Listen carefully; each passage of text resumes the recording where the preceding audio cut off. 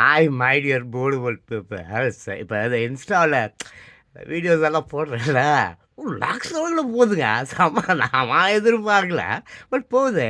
நான் கொஞ்சம் பேர் தான் நல்லா கழிவு கழிவு ஊற்றுறானுங்க. சின்ன பசங்க பாவம், சின்ன பசங்க. ஆமாம், அதாவது நல்ல விஷயம் எப்போவுமே கசப்பாக தாங்க இருக்கும், புரியுதுங்களா? இப்போ இந்த பசங்க கேட்கல, அவங்க கேட்கல, இவங்க கேட்கலன்னா நான் கவலைப்படுறதே கிடையாது. ஏன் சொல்லுங்க, என் வீட்லேயே நான் பேசுகிறத கேட்க மாட்டாங்கங்க.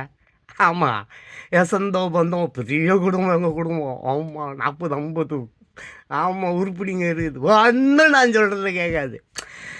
அப்படி தாங்க உலகம். கசப்பான விஷயங்கள். இந்த வேப்ப மரம் இருக்குதே, இந்த வேப்ப உலகத்தில் இருக்கிற எல்லா வேப்ப மரத்தையும் அமெரிக்கன் பேடன்ட் ரைட்டு வாங்கி வச்சுருக்கான். நீ ஒரு வேப்பம் இலையை பறிச்சுட்டின்னா அவன் பார்த்துட்டான்னா உன்னை பிடிச்சிட்டு போயிட்டு ஆக்ஷன் எடுத்துடுவான். காப்பி ரைட் அவன் வச்சுன்னு இருக்கிறான்.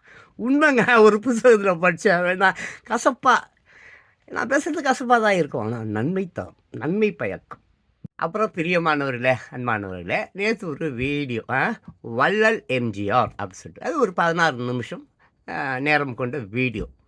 இப்போ திமுகவில் பாருங்கள், அதிமுகவில் பாருங்கள், அட நிறைய பாருங்களா, எம்ஜிஆர் ஃபோட்டோ போட்டு தான் சோத்துணுன்னு இருக்கிறானுங்க. அவர் ஃபோட்டோவை எடுத்துகிட்டு எவனையாவது வாழ சொல்லுங்க பார்க்கலாம். ஆமாங்க, ஜெயலலிதா எல்லாம் எனக்கு தெரிஞ்சுங்க, எனக்கு தெரிஞ்சு எப்போ அப்பா அவர் முகத்தை காணவில்லை என்றால் அவர்கள் ரசிகர்கள் வந்து தூக்கு போட்டுன்னு செத்துருவானா ஒரு காலத்தில்.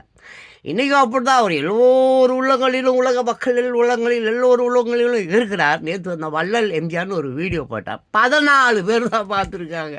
14 10 ஒருத்தர் அதிகமாக இருக்குது. இந்த பாரதி இருக்காங்கல்ல, பாரதி ஆமாம், புரட்சி கவி பாரதி. இவர் நம்ம தலைவர், புரட்சி தலைவர் பாரதி செத்து போனப்போ 13 பேர் தாங்க சுடுகாட்டில் இருந்தாங்க. அதாங்க உலகம், அதாங்க உலகம். அன்பானவர்களே, பிரியமானவர்களே, உலகத்தில் யாருமே யாருக்கும் எதிரிலாம் கிடையாதுங்க. கடவுள் இல்லைன்னு சொல்கிறதுனால உடனே கடவுளுடைய விரோதியா நான்? எல்லாருக்கும் தப்பு தப்பு அப்படின்னு சொல்கிறேன், அதனால் அவங்களுடைய விரோதியா நான்? அதெல்லாம் கிடையாதுங்க. எனக்கு நான் தாங்க விரோதி. என் மனசாட்சிக்கு நான் துரோகம் பண்ணால் எனக்கு நான் துரோகம் பண்ணிக்கிறேன். அப்போ யாருக்கு யார் விரோதி? எனக்கு நான் தான் விரோதி. மனசாட்சிப்படி வாழ்ந்து விட்டால் நல்லா தூங்கலாம், அவ்வளோதானே தவிர மற்றபடி வேறு யாருக்கும் விரோதியெல்லாம் கிடையாதுங்க. இப்போ இந்த அரசு, இந்த அதிகாரம், இந்த ஆட்சி, இது மூணுமே வந்து சதிகள் இல்லாமல், சதிகள் செய்யாமல் அதை வழிநடத்த முடியாது. ஆமாம், இல்லை. இப்போ வாட்டர், நீர் இருக்குது, நீரில் வைரஸ் இருக்குது, பிரிக்க முடியுமா? பிரிக்க முடியாது. டிஸ்டில் பண்ணணும், அதெல்லாம் முடியாதுங்க. அதனால் என்ன விரோதியாக தயவு செஞ்சு பார்க்காதீங்க. அன்பானவர்களே, பிரியமானவர்களே, வேணால் பெரிய பிடிங்க எப்போ பார்த்தாலும் என்னமோ பேசலாம், அப்படி இல்லைங்க. நானும் உலகத்தில் இருக்கிற முட்டாள்களில் ஒருத்தவன் தான். உலகத்தில் 99% முட்டாள் இருக்கிறான்ல, 99% முட்டாள், அதில் நானும் ஒருத்தவன் தான். இப்போ இந்த ஜான் டொனால்ட் ட்ரம்ப் இருக்கார்ல, அமெரிக்கா அதிபர், அபில் மேக் அமெரிக்கா கிரேட் அகைன்றாரு. ஏன்னா அமெரிக்கா கெட்டால் போச்சு. இன்றைக்கும் நல்லா தாங்க இருக்குது, அன்றைக்கும் நல்லா இருக்குது, இன்றைக்கும் நம்பர் 1 தான். என்ன இந்த இல்லீகல் இமிக்ரன்ஸ் அங்கே ஏகப்பட்ட ஒரு 4-5 வருஷமாக எல்லாம் தப்பான்ட்டானுங்க. எல்லாம் அவனுக்கெல்லாம் காசு கொடுக்கக்கூடாது, அவனுக்கெல்லாம் கொடுத்துட்டானுங்க. கொடுத்து மொத்த காலி பண்ணிட்டாங்க. இன்றைக்கி ஜப்பானுங்கிட்ட கடங்காரனா தான் இன்றைக்கி இது யார்? அமெரிக்கா. ஜப்பானுக்கு அவ்வளோ 13% என்னமோ கடன் கொடுக்கணும், வாங்கியிருக்காங்க. சரி, அதை விட்டுருங்க. என்ன விஷயம்னா, அப்போ அவங்களுக்கு தேவையான எல்லாம் அவங்களே செஞ்சுக்கிறதா சொல்லிட்டாங்க. அரிசி, பருப்பு, கருப்பு, அது நான் என் மக்களுக்கு என் நாட்டிலே நான் தயார் பண்ணிக்கிறேன். அவங்க உதவி எங்களுக்கு தேவையில்லை, எவனும் எங்களுக்கு வேணாண்டா, நாங்கள் தனித்து வாழ்ந்துக்கிறோன்ற மாதிரி போகிறாரு. வரியை ஏற்றுறாரு, இவங்க ஆண்டாவறான். ஏடா, நீயும் அவன் நாட்டுக்கு தேவையானதோ, மக்களுக்கு தேவையானதோ நீயும் உன் ஊரையே செய்யண்டா, நீ அவனை போய் திட்டின்னு இருக்கிற? சரி, பிரியமானவர்களே, எதுக்கு சுற்றி வாழ்ச்சிக்கணும்? இப்போ இந்த எழுத்தாளன் இருக்கான் பார்த்தீங்களா, அவன் யார் கூட சண்டை போடுவான்? கற்பனை கூடையும் பேப்பர் கூடையும் பேனா கூடையும் தான். இந்த எழுதுனவன் ஏட்டை கெடுத்தான், பாடினவன் பாட்டை கெடுத்தான். இப்படி நான் வந்து நிறைய புத்தகங்கள், கண்ட கரும புத்தகங்களை படிச்சுட்டு உங்களுக்கு எத்துனுக்கிறேன். ஆனால் ஒரு நல்ல விஷயம் என்ன தெரியுங்களா? இந்த ரோட்டில் பாருங்கள், எல்லாம் ஓடுறான் அவசரம் கடலை போகிறா பொறுத்து. ஏன் தெரியுமா? அவனுக்கு ஒரே வருஷம் தான் கடன் வாங்கியிருப்பான், லோனு. ஐயோ, கட்டலாம் தீர்ந்து போடுவான். அந்த கவலை தான் அவனுக்கும். எல்லாம் கடன் வாங்கிட்டு அதை எப்படி கட்டுறது, எப்படி குடும்பத்தை காப்பாற்ற முடியாதுன்னு தவிச்சுக்கின்னு இருக்கிறான். அதனால் நம்ம அவங்களை குறை சொல்ல போனான். ஆனால் பெற்றோர்களே, 8 வயதுக்கு கீழே இருக்கக்கூடிய உத்தம குழந்தைகளை நீ பத்திரமாக வளர்க்க வேண்டும். எந்த தாய் எந்த குழந்தையும் நல்ல குழந்தை தான் மண்ணில் பிறக்கையிலே. அதை ஒழுங்காக யார் வளர்க்கல, தாய் வளர்க்கலை, தந்தை வளர்க்கலைன்னா அது தேச துரோகியாக மாறிடும். பார்த்துக்க. அன்பானவர்களே, எங்கள் தெருவிலே சில பெற்றோர்கள்கிட்ட பேசுவேன், ஏன் அந்த கர்மத்தை இப்படி வளர்த்து வச்சிருக்கிற அப்படின்னு சொல்லிட்டு.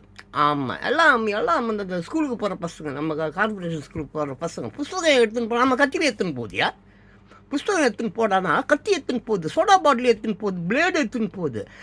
என்ன இதெல்லாம் ஒழுங்காக வளர்க்க மாட்டியா, தெருவில் அசிங்கமாக அந்த மாதிரிலாம் வளர்த்து வச்சிருக்கிறியா? அந்த சில பெற்றோர்கள் கேட்பேன்.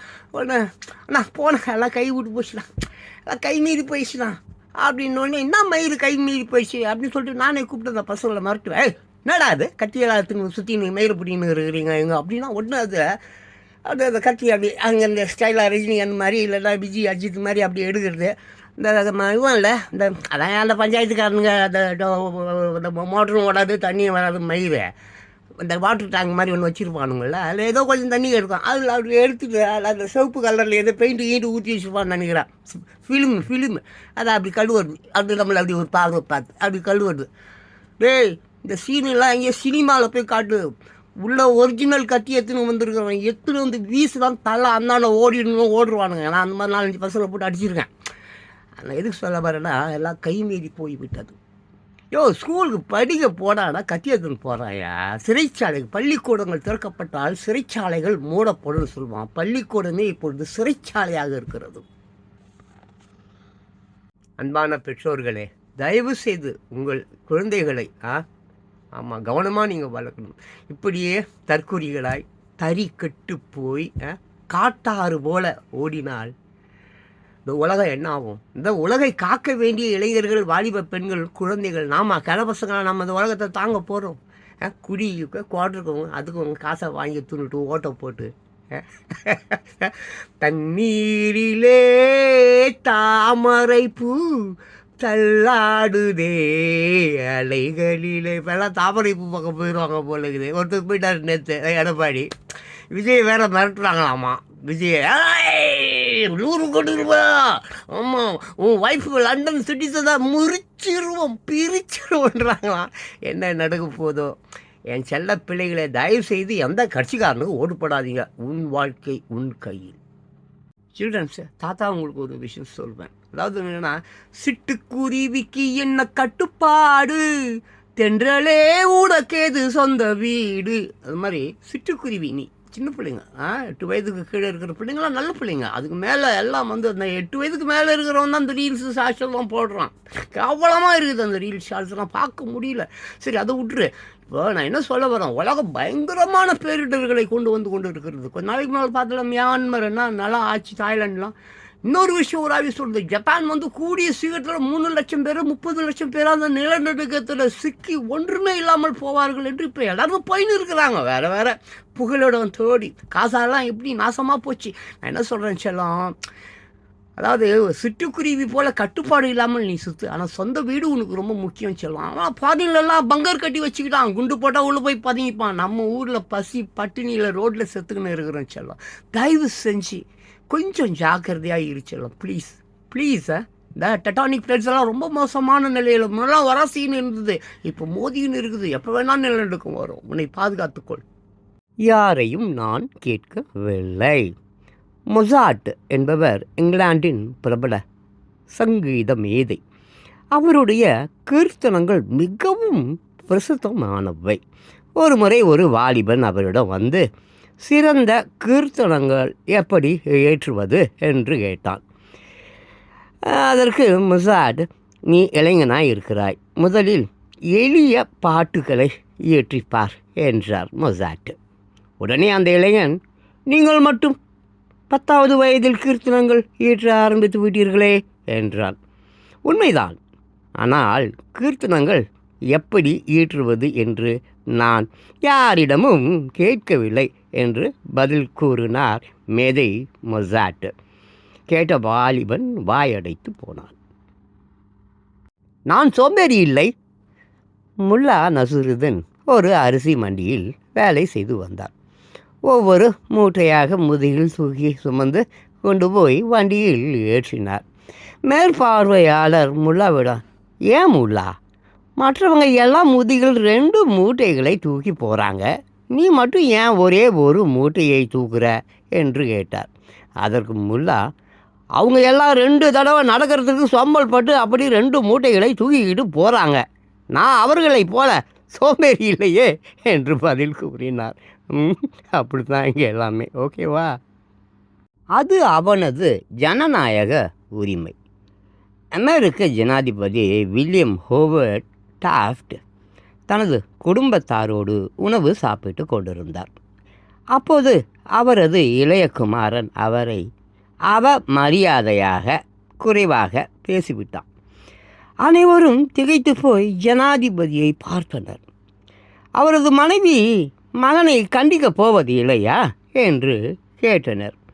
ஜனாதிபதி சொன்னார், அவன் என்னை அவனது அப்பா என்ற முறையில் அவமரியாதையாக பேசியிருந்தால் கண்டிக்கப்பட வேண்டியதுதான். ஆனால் இந்த நாட்டின் ஜனாதிபதி என்ற முறையில் பேசியிருந்தால் அது அவனது ஜனநாயக உரிமை என்றார்.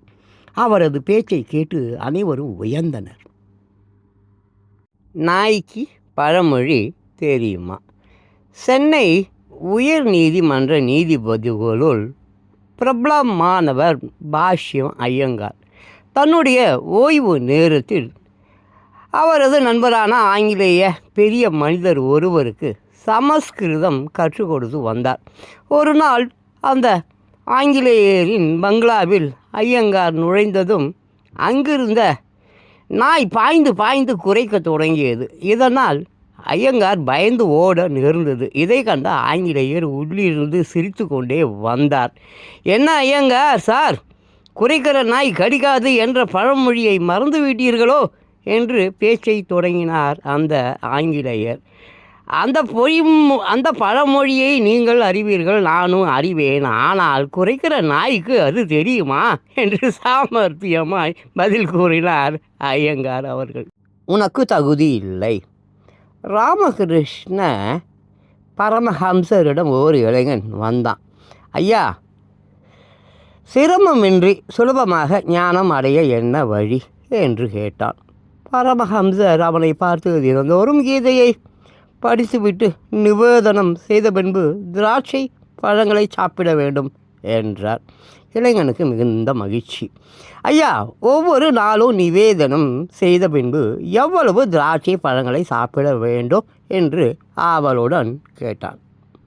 பரமஹம்சரோ, இளைஞனே, ஒவ்வொரு நாளும் எத்தனை ஸ்லோகங்கள் கீதையில் வாசிக்க வேண்டும் என்று கேட்டிருந்தால் உனக்கு ஞானத்தில் நாட்டம் இருக்கிறது என்று பொருள். ஆனால் எவ்வளவு திராட்சை பழங்கள் சாப்பிட வேண்டும் என கேட்டதால் அப்போதே உனக்கு ஞானத்தை பற்றி பேச தகுதி இல்லை, நீ போய் வா என கூறி அவனை அனுப்பிவிட்டார்.